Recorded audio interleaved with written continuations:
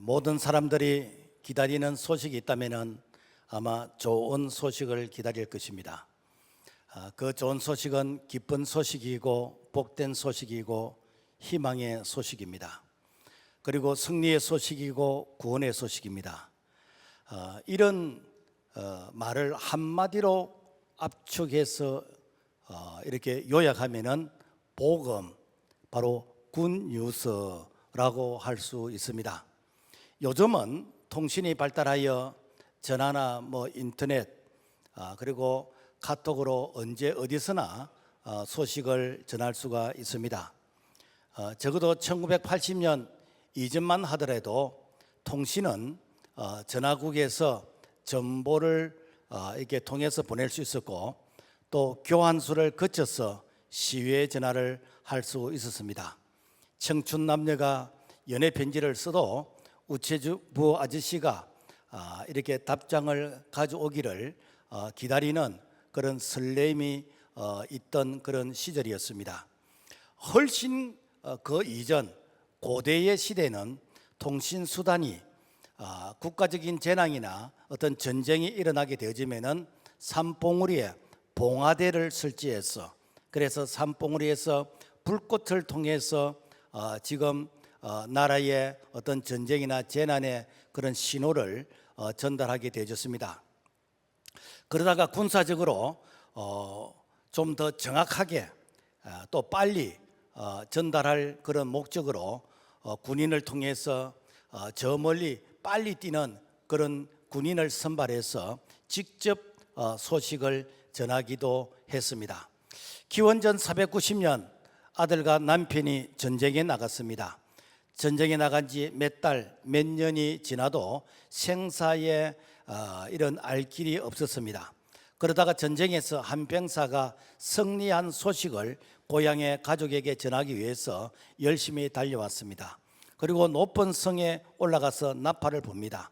나팔 소리를 듣고 마을 사람들이 몰려들었습니다. 이때에 전쟁에서 우리가 이겼습니다 라고 외쳤습니다. 마을 사람들이 전쟁에서 우리가 이겼다라는 이 소식을 듣고 만세를 외치면서 그러면서 기뻐하고 또 이렇게 잔치를 했다라는 것입니다. 이때 이겼다라는 이 기쁨의 소식이 바로 복음, 헬라어로 유앙겔리조이다라는 것입니다. 전쟁에서 고향까지 달려온 거리가 42.195km, 이것이 올림픽 마라톤의 유래가 되어졌다라는 것입니다. 바울은 우리가 이겼다라고 외쳤습니다. 골로새서 2장 15절 통치자들과 권세들을 무력하여 드러내어 구경거리로 삼으시고 십자가로 그들을 이기셨느니라. 예수님이 죄와 사망과 이 흑암의 이 권세를 예수님께서 십자가로서 승리하셨다는 거예요. 예수님께서 십자가에서 다 이루었다, 테텔레스타이, 이게 선포하심으로 말미암아 그래서 마귀 사탄이 죄를 통해서 공격해 오던 이 사망과 죽음의 권세에서 이기시고 우리에게 자유를 선포하셨습니다. 그래서 누구든지 이기다는 이 소식을 듣고 그분 예수 그리스도를 믿는 자마다 우리가 죄에서 자유함을 받게 되는 것이고 구원을 받게 되는데 바로 이것이 복음, 기쁜 소식이다라는 것입니다. 그래서 복음을 영어로 가스펠이라 그러는데 이거는 God 가스펠의 합성어인데 하나님께서 말씀하시다라는 그런 뜻을 가지고 있습니다. 그래서 신약 성경에서 이 복음이라는 이 말이 헬라어로는 한 98번, 또 번역한 이 복음의 이 말은 117번 정도 나옵니다. 그러니까 복음은 온 세상에 미치는 기쁨의 소식이라는 거예요. 마치 마리아가 이렇게 잉태를 했을 때 천사가 마리아에게 온 세상에 미칠 큰 기쁨의 소식을 전한다. 장차 메시아 구원자 예수 그리스도 그분께서 이 땅에 오셔서 그래서 많은 사람들을 죄에서 구원하실 바로 그러한 메시아 구원자가 이 땅에 오실 것이라는 이 소식이 바로 기쁨의 소식인 것처럼, 그래서 믿는 자들에게는 이 기쁨의 소식이 구원의 소식이지만은 믿지 않는 자들에게는 바로 심판의 경고가 되고 있다라는 것입니다. 자, 그렇다면은 복음의 핵심은 무엇인가?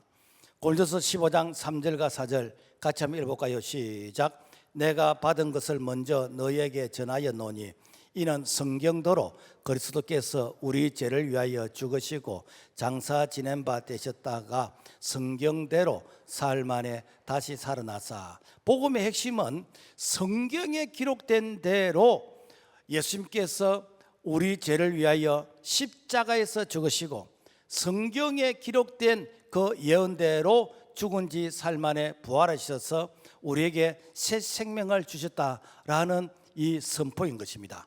그래서 십자가의 죽음과 부활이 바로 복음의 핵심이다라는 것입니다.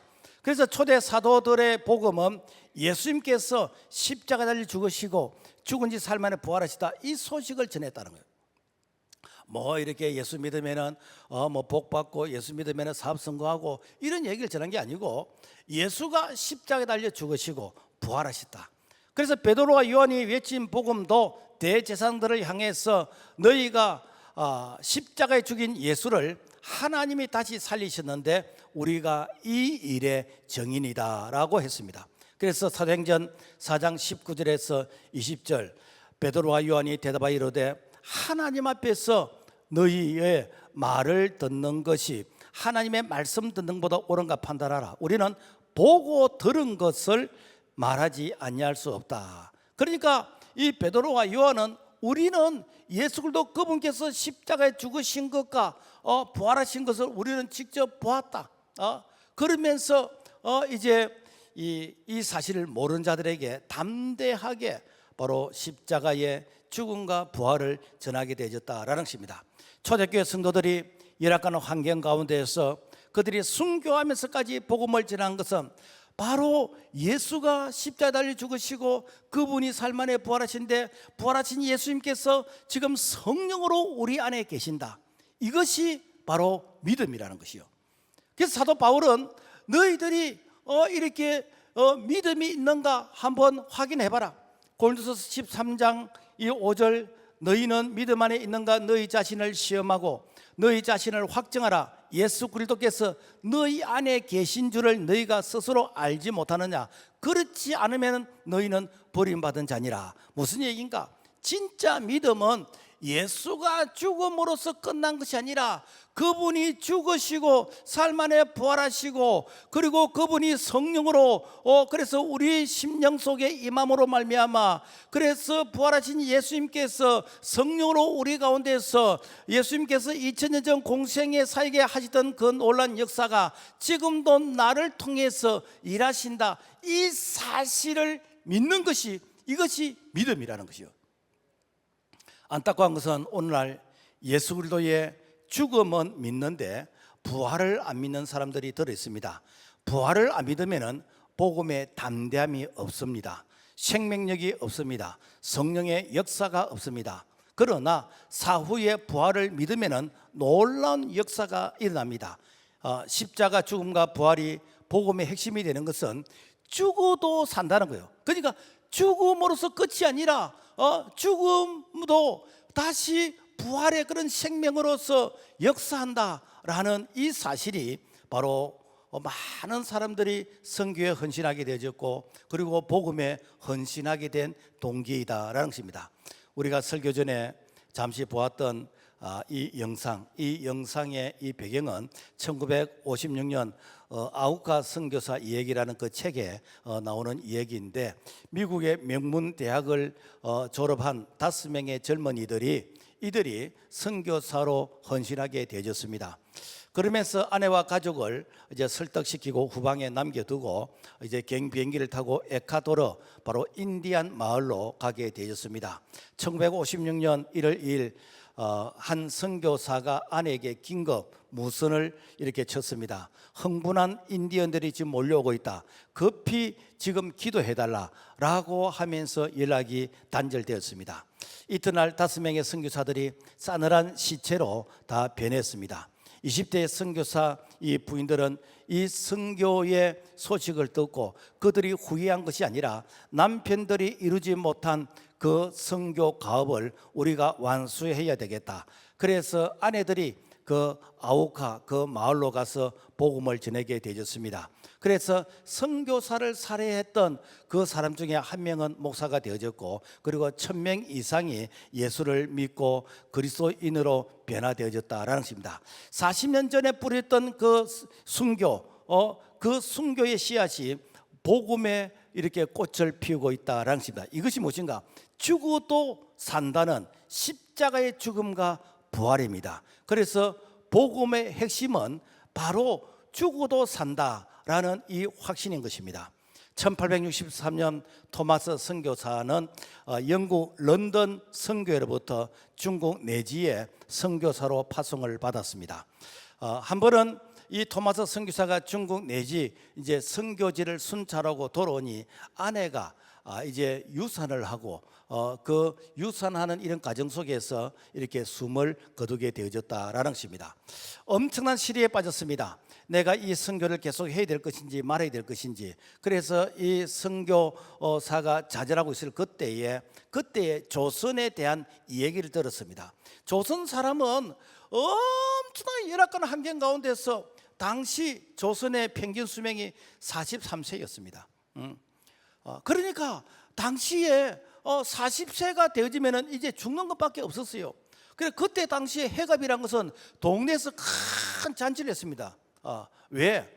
그야말로 초장수를 살았다고. 아마 지금쯤 이렇게 사람들이 그 시대에 살았다면 아마 반 이상은 아마 여기 없을 거예요. 그 시대는 그랬다니까. 그러니까 이 조선의 이 얘기를 듣고 보니까 내가 슬픔에 잠겨 있는 것은 아무것도 아니더란 거예요.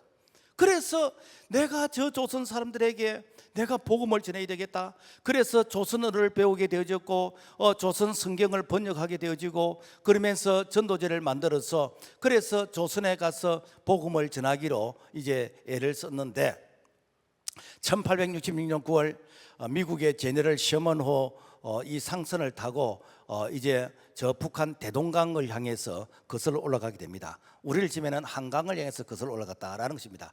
그때 당시는 이런 해도나 지도가 잘 없었어요. 그래서 올라가다가 모래톱에 배가 자초되었어. 당시 대원군의 세국 정책에 의해서 이 배가 이제 공격을 받게 되는 것이고 배는 불타게 되어졌고 그때 선원 23명은 죽고 토마스 선교사가 참수행을 당하게 되어졌습니다. 나중에 토마스 선교사를 죽인 박충근이라는 이 사람이 예수님을 믿게 되어졌는데 평양 최초 널다리골 교회라는 이 교회 영수님이 되었습니다. 영수는 우리는 지금 이제 뭐 장로님 뭐 안수집사님 하는데 이 장로와 안수집사 그 사이가 영수님이라 해가지고 그 당시 교육자가 귀한 시절에 바로 교회에서 이게 교육자의 그런 보조 역할을 하게 되었습니다. 그리고 박충근의 조카 이태영이 숭실전문학교를 졸업하고 레노들 선교사를 도와서 성경 번역을 하는 그 일에 헌신하게 되었습니다.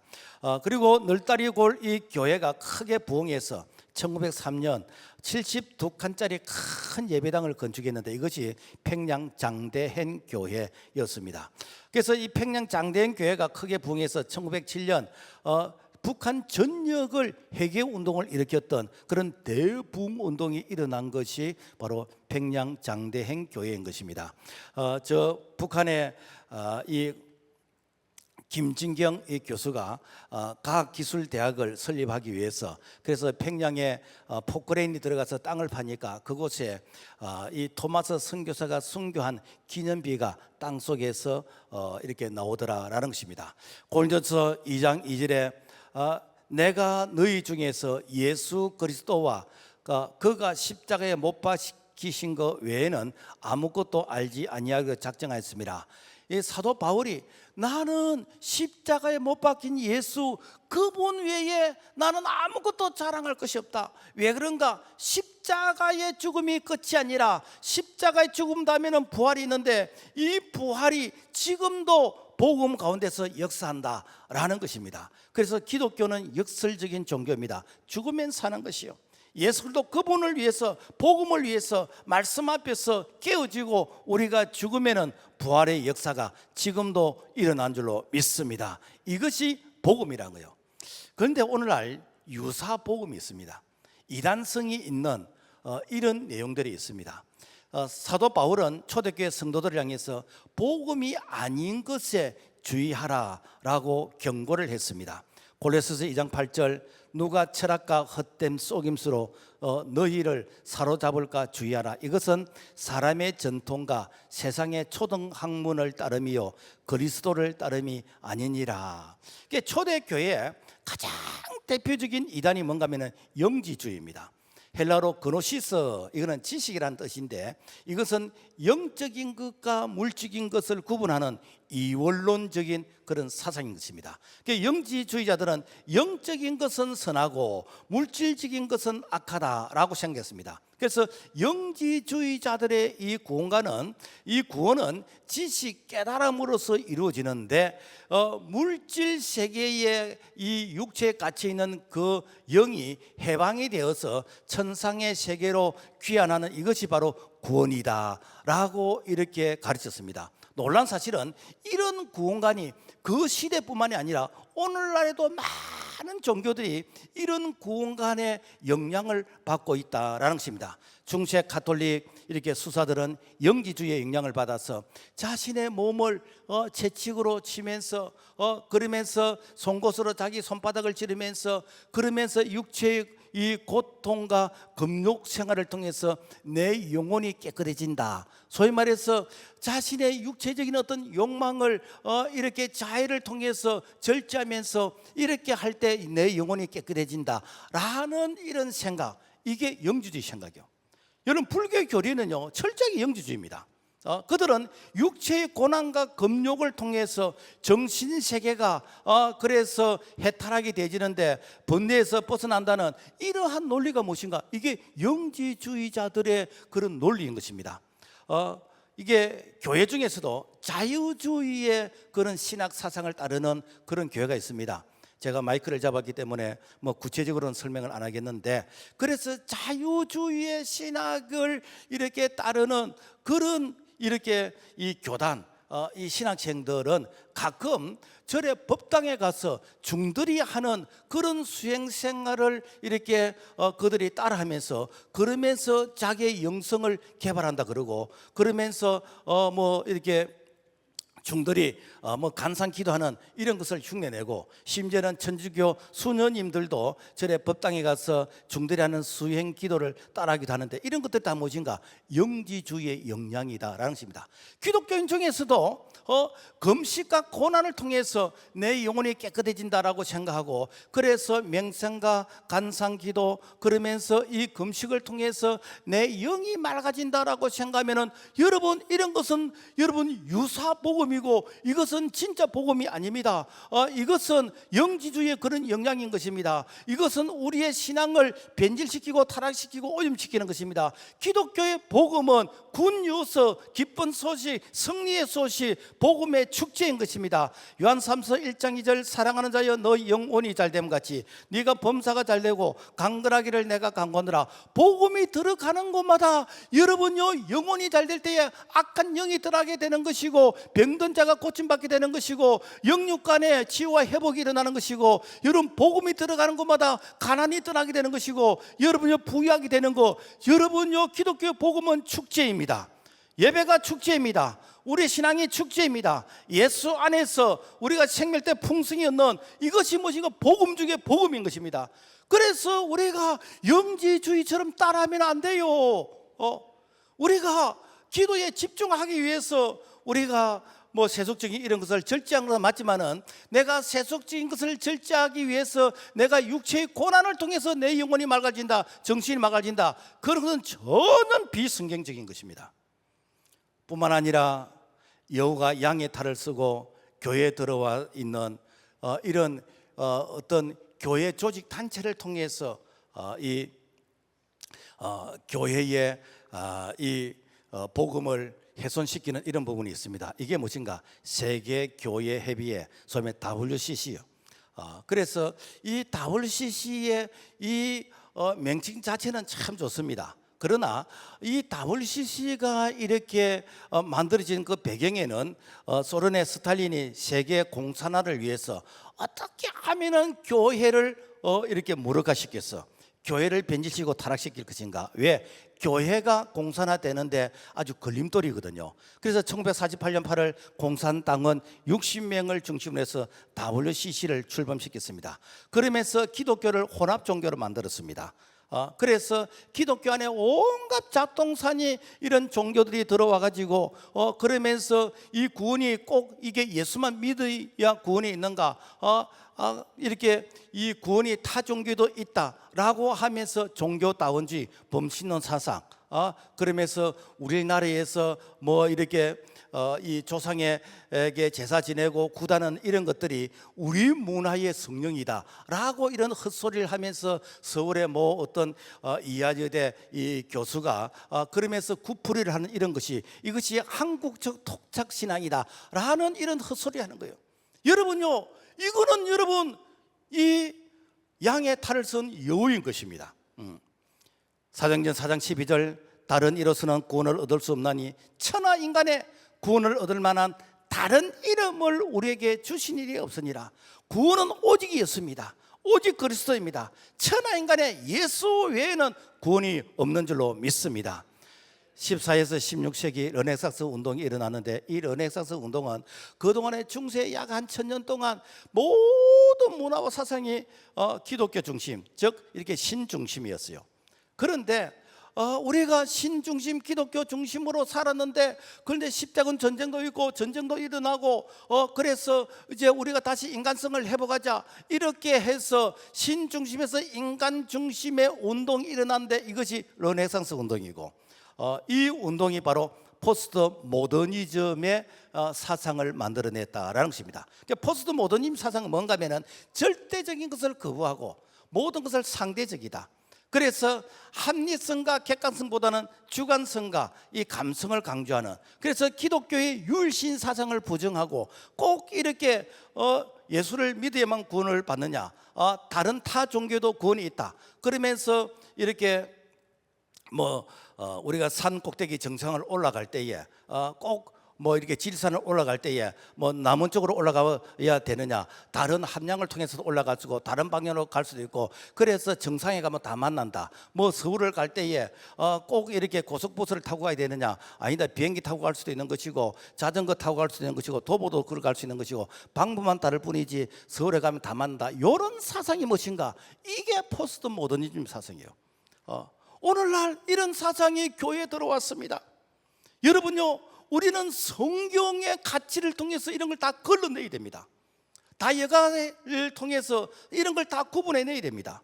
로마서 12장 2절 너희는 이 세대를 본받지 말고 오직 마음을 새롭게 함으로 변화를 받아 하나님의 선하시고 기뻐하시고 온전한 뜻이 무엇인지 분별하도록 하라. 그래서 오늘 우리가 세상에 이런 다양한 이런 문화들이 여러분요 유행이란 이름으로서 어떤 문화란 이름으로서 이게 교회 들어올 때 우리는 성경적 가치를 통해서 이런 것들을 다 구분해내는, 그러면서 아닌 것은 아니라고 말하고 그러면서 성경적 가치를 통해서 우리가 이렇게 구분하고 수용해야 되겠다라는 것입니다. 자, 그렇다면 오늘 우리에게 유사복음은 없을까? 우리가 아무 생각 없이 하는 말들 중에서 사실은 복음 아닌 것이 있습니다. 뭐진가? 예수 믿으면 사업이 잘 됩니다. 예수 믿으면 병이 낫습니다. 예수 믿으면 성공합니다. 예수 믿으면 대학에 들어갑니다. 이것은 사실 복음이 아니에요.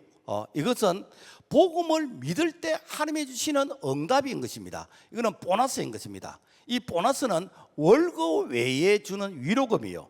그렇다면 오늘 우리에게 하나님이 약속하시는 월급이 무엇인가? 성경 66권 이 하나님의 말씀이 우리에게 주는 월급이에요.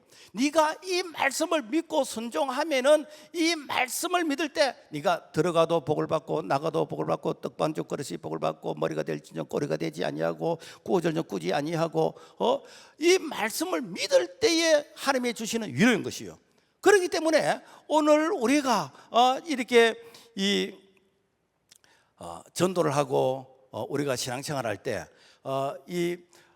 예수 믿으면 어떻게 된다, 그것이 목적이 아니라 우리가 하나님의 말씀에 순종할 때 그 순종의 그 결과, 그 열매가 오늘 우리에게 크고 작은 기도의 응답으로 나타난 줄로 믿습니다. 자, 그러므로 우리가 이제 복음을 전파해야 되겠는데, 로마서 1장 16절 내가 복음을 부끄러워하지 아니하노니 이 복음은 모든 믿는 자에게 구원을 주시는 하나님의 능력이 됩니다. 첫째는 유대인에게요 또한 헬라인에게로다. 여기서 능력이란 이 말이 두나마이라는데, 이것은 마치 다이나마이트 같은 그런 파괴력이 있는 그런 파괴력을 말할 때 바로 두나마이라고 얘기합니다. 무슨 얘기냐면은 아무리 큰 바위라 할지라도, 아무리 태산 같은 그런 산이라 할지라도 그 속에 다이나마이트를 넣어서 불을 붙이면은 이 바위가 산산조각이 나는 것이요, 그 큰 산도 그야말로 폭파가 되는 것입니다. 그래서 저 사람은 안 돼, 저 가정은 안 돼, 저 동네는 안 돼, 안 된다는 이런 곳에 이 복음이 들어가게 되지면은 이 복음이 그들을 이렇게 변화시킨다라는 것입니다. 그래서 바울은 고백을 합니다. 로마서 1장 16절 내가 복음을 부끄러워하지 아니하노니. 왜? 복음은 다이나마이트 같은 능력이 있기 때문에 이 거대한 로마 도시, 이 로마의 도시도 복음으로 무너뜨리겠다라는 그런 선전포인 것입니다. 당시에 이 로마가 지중해와 이 유럽을 다 점령하고 있을 그때에 그야말로 로마가 마치 통치하는 그러한 이렇게 나라로 보이는데 아니다는 거예요. 복음이 들어가면 저 로마도 변화된다라는 그런 확신이 바로 내가 복음을 부끄러워하지 아니한다라는 바울의 고백인 것입니다. 25년 전 우리 교회가 개척이 될 때 주변에 많은 사람들이 이렇게 다 안 된다는 말을 했습니다. 요즘은 개척교회가 안 되고 개척교회를 하려고 하면 분리개척을 해야 되는데 그래서 교회 건물이 있어야 되고 위치가 좋아야 되고 사람들이 있어야 되고 뭐 인테리어가 좋아야 되고 뭐 있어야 된다는 이런 것들을 다 갖추어야 된다는 거예요. 그런데 제가 볼 때는 그런 것이 하나도 없는 것이요. 그러니까 사람들이 안 된다는 거예요. 그래서 목사님 혼자 고생하면 되는데 왜 가족들까지 고생시키냐고 또 이런 말까지 또 하는 거예요. 여러분, 이 장류는요, 이 교회 숫자보다도 사실은 이 사찰, 철학관, 무속인들이 더 많습니다. 여러분, 이 창원 터널을 지나갈 때 저 산 이름이 뭔지 압니까? 불모산입니다. 불모산, 이걸 한자로 하면 불교의 어머니 산이다라는 것입니다. 그 불교가 이렇게 들어왔어요. 여기 들어가지고 통도사, 해인사 이렇게 다 전해졌어요. 그래서 영적으로 말하면은 악한 영이 아주 요게 센 그런 곳이요. 그러니까 무당들이 기받으려고 오는 것이 이 불모산이에요. 자, 이런 산인데 이런 곳에서 교회가 개척이 되어서 교회가 복음을 꽃을 피운다라는 것이 그야말로 현실적으로 불가능에 가깝다라는 것입니다. 그래서 제가 하나님께 기도했습니다. 하나님, 사람들이 다 안 된다 그러는데요, 사람들이 다 조건적으로 안 된다 그러고 여러 가지 사정에서 안 된다 그러고 안 된다 그러는데 하나님, 그러면은 된다는 것을 좀 보여주십시오. 이때 하나님께서 제 마음속에 이런 마음을 주시요. 너는 무엇이 능력이라고 생각하느냐? 사람이 능력이냐? 돈이 능력이냐? 건물이 능력이냐? 프로그램의 능력이냐? 너는 뭐가 능력이라고 생각하느냐? 내가 너에게 능력이 되어 주겠다. 복음이 능력이다. 맞다, 복음이 능력이다. 그때 얻었던 말씀이 무엇인가? 로마서 1장 16절이요. 내가 복음을 부끄러워하지 않으니 이 복음은 모든 믿는 자에게 구원을 주시는 하나님의 능력이 됩니다. 이 말씀이 우리 교회 어디에 있는지 아는 사람 바람 들어보세요.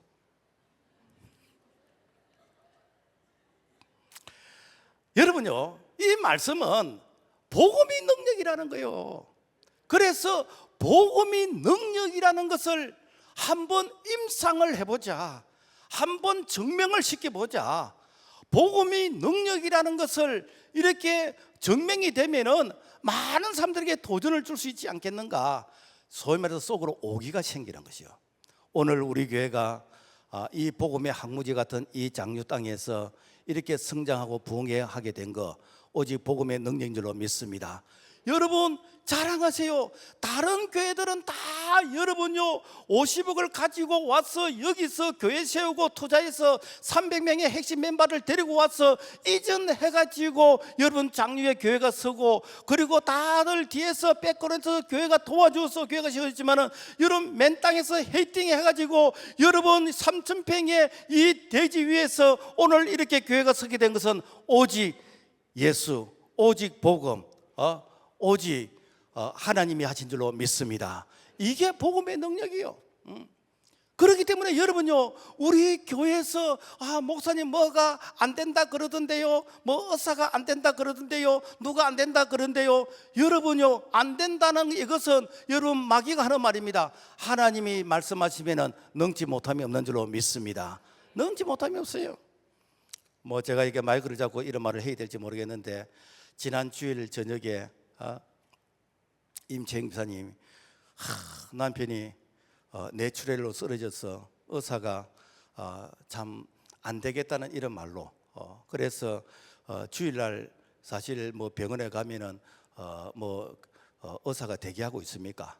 그래서 급하게 참 이게 다행히 뇌 수술을 했는데, 우리 교회에서 뇌 수술한 분 많이 있습니다. 했는데 사실 뇌 수술을 하고도 또 한 번 더 해서 뭐가 이게 잘못돼 가지고 그래서 좀 실망적인 이런 말을 했어. 그래서 사실은 이렇게 다음에는 못 볼지 모른다 싶어서 이렇게 화요일 날 우리 장모님하고 같이 가서 면회를 했어. 그래서 못 볼 수도 있기 때문에 안수기도 해주고 내려왔는데, 여러분 지금요 그레이트 샌드위치가 먹고 싶다고 해서 그래서 샌드위치 배달을 하고, 그리고 또 무슨 된장국이 또 먹고 싶다나 뭐가 먹고 싶다 그러고, 아직 뚜껑을 안 닫았는데 그런데 먹고 싶다는 걸 맞고 누구 잘리는지 안부도 물어보고 누구는 왜 안 오는지 이렇게 찾기도 하고, 아직 일주일이 안 됐습니다. 오늘 저녁이 돼야 일주일입니다. 복음의 능력인 줄로 믿습니다. 여러분 많은 분들이 기도하는 거예요. 많은 분들이 기도하는 거예요. 우리가 다음 주에 새 가족을 초청하는 이렇게 새 생명의 운동을 일으키니까 그러니까 성도들의 시선을 다른 곳으로 집중을 해서 우리가 복음에 집중하지 못하도록 하는 이러한 때에 우리가 기도하고 복음에 집중하면은 놀란 역사가 일어난 줄로 믿습니다. 그래서 복음을 자랑해야 됩니다. 당시 로마 사회는 복음을 부끄럽게 생각했습니다. 예수님이 태어난 곳 베들레헴은 그때는 촌이었어요. 목동들이 이렇게 양을 치는 그런 촌이었습니다. 뿐만 아니라 예수님께서 나사렛 동네에서 어린 시절을 보냈습니다. 나사렛에서 무슨 선한 것이 나겠냐고, 지금 말하면 달 동네, 그야말로 촌놈들이 산다는 이런 비하시키는 그런 동네였습니다. 뿐만 아니라 예수님께서 로마 권력에 의해서 십자가에 달려서 처형을 당할 때에 예수님께서 아무런 힘이 없는 무기력한 그런 자로 보였습니다. 그래서 당시에 예수 믿는 사람들이 이렇게 예수 믿는 것이 마치 부끄럽게 느껴지는, 그래서 힘이 없는 패배자의 종교처럼 느껴지는, 그래서 배교하는 사람들이 많이 일어났습니다. 그렇지만 사도 바울은 내가 복음을 부끄러워하지 않는다는 거예요. 왜 복음을 부끄러워하지 않느냐? 이 복음은 죽음을 이기는 부활의 능력이라는 것입니다. 불가능을 가능하게 하는 능력이, 이것이 복음이라는 것입니다. 그래서 여러분들 복음을 부끄러워하지 마세요 라고 외친 것입니다. 1517년 마틴 루터가 이렇게 종교개혁을 시작할 때 당시 로마 교황청과 이 로마 교회를 향해서 95개의 그들이 잘못하고 있는 반박문을 비텐베르그 대학 정문에다가 붙였습니다. 이것은 마틴 루터의 신앙의 고백이었고 양심의 선언이었습니다. 그때 당시 로마 교황청은 이 루터를 죽이기 위해서 지금 말하면 현상금을 걸고 이렇게 협박을 했습니다. 그렇지만은 끝까지 흔들리지 않고 이렇게 종교개혁을 성공할 수 있던 그 이유가 무엇인가? 그 이유가 로마서 1장 17절을 붙잡았습니다. 복음에는 하나님의 의가 나타나서 오직 의인은 믿음으로 말미암아 살리라. 오직 의인은 믿음으로 산다는 거예요. 그래서 당시에 이게 베드로 성당을 짓기 위해서 이게 건축 헌금을 많이 하면은 연옥에서 이렇게 천국으로 올라가게 되는 것이고, 그러면서 막 이렇게 이 면죄부를 팔고 그 당시에 타락한 그들의 잘못된 그런 신앙관을 일일이 다 꼬집으면서 그러면서 오직 이렇게 의인은 믿음으로 사는 것이다, 십자가의 복음으로 사는 것이다 라는 것을 이렇게 이 95개의 이 조항을 통해서 그들을 계몽시켰다라는 것입니다. 그래서 이 오늘날 우리가 프로테스탄트, 이 개신교, 프로테스탄트는 저항하다는 그런 뜻이 있습니다. 그래서 오늘 우리 개신교는 무엇인가? 복음이 아닌 것에 대해서 저항해야 되는 것입니다. 오늘 프로테스탄트는 무엇인가? 동성애에 대해서 저항해야 되는 것입니다. 오늘 우리의 신앙을 여러분요 방해하는 것에 대해서 침묵하면 안 됩니다. 신앙의 선배들은 종교개혁자들은 저항했습니다. 순교하면서 저항했습니다. 오늘 우리가 복음 아닌 것에 대해 저항하면서 우리 다음 세대들에게 정말 십자가의 복음, 이 부활의 복음, 이 오염되지 않는 이 복음을 우리 다음 세대들에게 물려줘야 될 줄로 믿습니다. 이 복음 전도자에게 하나님께서 축복하십니다. 위로해 주십니다. 이 전도는 죽은 영혼을 살리는 생명 운동인 것입니다. 그 전도는 하나님 나라를 확장하면서 이 죽은 영혼, 악한 마귀 사탄에게 묶여 있는 그 영혼을 그리스도께로 인도하는데, 그런데 여러분요, 이 전도는 영적 싸움인 것입니다. 우리 예수님께서 너희는 온 천하에 다니면서 만민에게 복음을 전파하라 라고 명령했습니다. 그래서 이 복음이 전해지는 곳에 가라, 내가 너와 함께 하겠다. 그래서 믿는 자들에게 이런 표적이 따르니 저희가 내 이름으로 귀신을 쫓아내며 새 방언을 말하며, 이 말씀 속에는 무엇인가? 복음을 전할 때에 이렇게 악한 마귀 사탄들이 저항을 한다는 것입니다. 방해를 한다는 것입니다. 그런데 그 저항과 방해, 이것을 너희들이 걱정하지 말라. 마가복음 16장 18절, 뱀을 집으며 무슨 독을 마실지라도 해를 받지 아니하며 병든 사람에게 손을 저 나으리라 하시더라. 무엇인가? 이 복음이 전파될 때에 악한 마귀 사탄이 이렇게 장애물을 설치하고 그러면서 복음을 방해하고 여러 가지 모양으로 우리를 향해서 그야말로 이 복음을 저항합니다. 여러분요, 이때에 우리가 십자가의 복음, 이 부활의 복음, 이 말씀을 붙들게 되어지면은 그 아무리 마귀 사탄이 이렇게 저항하고 이렇게 방해한다 할지라도 반드시 결과는 승리하는 줄로 믿습니다. 왜 그런가? 골로새서 2장 15절, 십자가로 그들을 이기셨니라. 그래서 우리는 싸워서 이길까 말까가 아니라 우리는 이긴 싸움을 우리는 확인하는 것입니다. 아무리 여러분 우리가 이렇게 복음을 전할 때에 뭐 핍박을 하고 방해하고 그리 한다 할지라도 우리는 이미 이긴 것을 우리는 확인한 것이요. 사실 요즘은 이렇게 뭐 예수 믿는다는 그 이유 때문에 뭐 제사를 안 지내고 또 뭐 이렇게 뭐 고사 안 지낸다 해가지고 그렇게 핍박이 심하질 않아요. 그런데 적어도 50년 전, 100년 전에는요 집에서 쫓겨났습니다. 그리고 집에서 뭐 호적을 판다 그러고 그래 엄청난 핍박이 있었어요. 그래서 저의 이렇게 처 외삼촌 같은 경우에는 그 어릴 적에 이렇게 외할아버지가 교회를 못 가게 했어.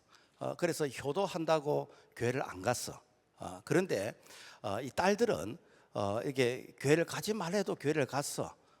그러니까 이게 주일날 대문을 잠가 버렸어. 그러니까 담장을 넘어서도 교회를 갔어. 그러니까 이 딸들을 이렇게 교회에 이 창피해서 못 가게 하도록 여자를 갖다가 머리를 다 깎아 버렸어.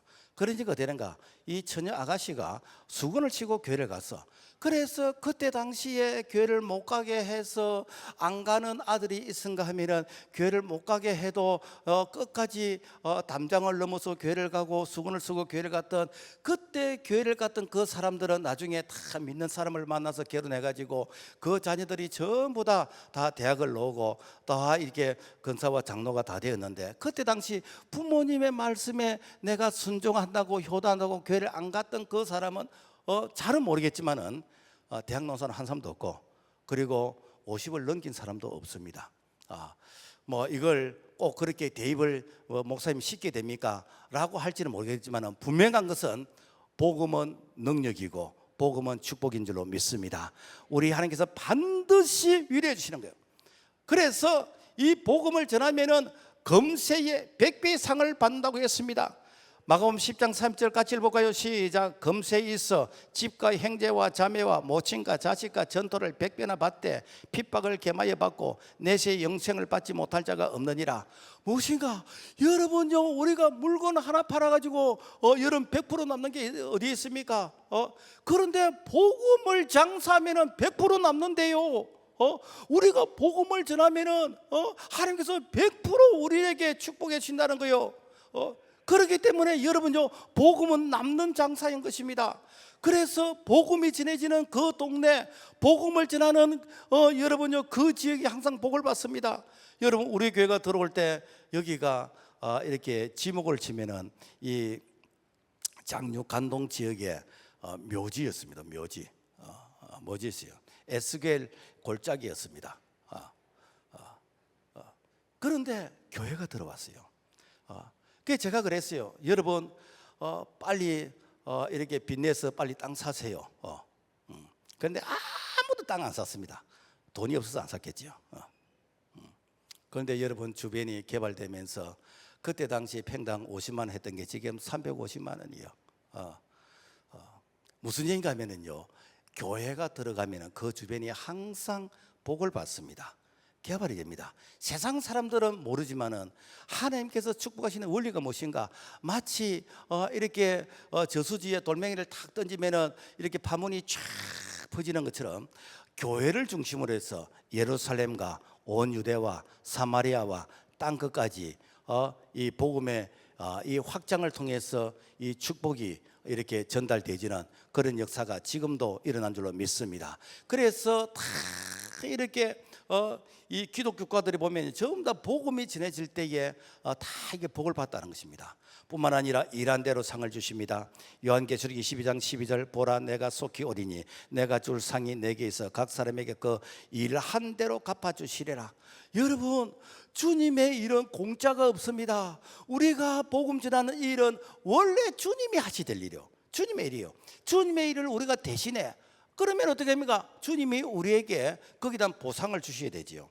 그래서 너희는 먼저 그의 나라와 그의 의를 구하라. 그리하면 이 모든 것을 너에게 더해 준다고 했습니다. 이게 무엇인가? 바로 보상, 위로를 주신다. 골로새 3장 8절 각각 자기의 일하는 대로 자기의 상을 받으리라. 지금도 여러분요, 우리가 복음을 위해서 생명을 살리는 일을 해보세요. 나는 주님 일을 하고 주님은 우리 가정과 자녀 생업을 위로하시고 책임져 주신 줄로 믿습니다. 뿐만 아니라 별과 스타와 같이 되게 계시는 거예요. 다니엘 12장 3절 많은 사람을 옳은 대로 도로게 한 자는 별과 같이 영원토록 비치리라. 전도 많이 하면 스타가 된다는 거예요. 더 많이 하면 스타킹이 되게 하십니다. 여러분, 전도 많이 하면요, 여러분 이 교회에서도 세워주시고 이 교회에서뿐만 아니라 여러분요 이렇게 주변에서도 세워주시고 나중에는 전 세계를 향해서 내 돈 한 푼 안 들이고 내가 전 세계 다니면서 간증할 수 있는 그러한 위로가 무엇인가? 전도 많이 하면은 하나님께서 세워주시고 위로해 주신다라는 것입니다. 어떤 사람들은 목사님 나는 교회 온 지 얼마 안 돼서 사람들이 나에 대한 존재감도 별로 기억해 주지도 안 하고 내가 있는 둥 없는 둥 사람들이 잘 안 알아줍니다. 걱정할 필요 없습니다. 이번 3차 전도 때 전도 왕하세요. 신문에 납니다. 4번 기쁨과 자랑의 멸류관을 주십니다. 데살로니가서 2장 19절에 20절 우리의 소망이나 기쁨이나 자랑의 멸류관이 무엇이냐? 그의 강림하실 때 우리 주 예수 앞에 너희가 아니나 너희는 우리의 영광이요 기쁨이니라. 무엇인가? 여러분요, 우리가 구원은 은혜로서 믿음으로 받았지만은 그러나 여러분 상급은 행한 대로 주시는 것입니다. 특별히 우리가 전도 많이 하게 되지면은 하나님께서 기쁨과 자랑의 멸류관을 주시는 것이요. 그러니까 내가 전도한 그 사람이 다 멸류관들입니다. 우리가 천국 가면은 손과 뼈교회 동창회를 제가 하려고 합니다. 그래서 천국 가서 동창을 하려고 하는데 또 누가 성경 찾아보고 목사님 천국에 동창회가 어디 있습니까? 이거는 제가 이렇게 해석을 한번 해본 것이요. 천국에서 동창회를 할 때 다 이게 멜류관을 쓰고 올 거예요. 어떤 사람은 기쁨의 멜류관, 자랑의 멜류관, 의의 멜류관, 영광의 멜류관, 썩지 아니할 멜류관, 다 멜류관을 쓰고 오는데 어떤 사람 멜류관이 없어. 그래서 이렇게 휴게소에서 개털 모자 하나 사가지고 그래서 개털 모자를 쓰고 오는 거예요. 그래서 우리는 다 멜류관 쓰고 앉아 있는데 어떤 사람이 개털 모자 쓰고 있으면 천국이지만 얼마나 창피하겠습니까? 그래서 개털 모자 쓰지 않기 위해서는 우리가 참 기쁨의 이 멜류관, 이 자랑의 멜류관을 쓰기 위해서는 우리가 전도해서 당신이 나의 멜류관이 된다라는 이런 참 마음으로 우리가 전도의 사명감을 가지기를 바랍니다. 말씀을 맺겠습니다. 복음은 살리는 소식이요, 축복의 소식입니다. 그래서 가장 듣고 싶은 소식, 가장 전하고 싶은 소식, 이것이 바로 복음, 유앙겔리조, 굿뉴스, 기쁨의 소식이라는 것을 우리가 기억을 하고, 그래서 내 한 사람 입을 열면 많은 사람이 구원받게 되는 것이고, 내 한 사람이 입을 열면 많은 사람이 행복해진다라는 것을 기억하고 우리가 복음의 사명자가 될 수 있기를 주님의 이름으로 부탁을 드립니다. 하나님 아버지 감사합니다. 우리는 예수 믿고 구원받았지만은 아직까지 이 복음을 기다리는 자들이 있습니다. 우리가 복음의 사명자들이 될 수 있도록 우리를 사용하여 주시옵소서. 예수 이름으로 기도합니다. 아멘.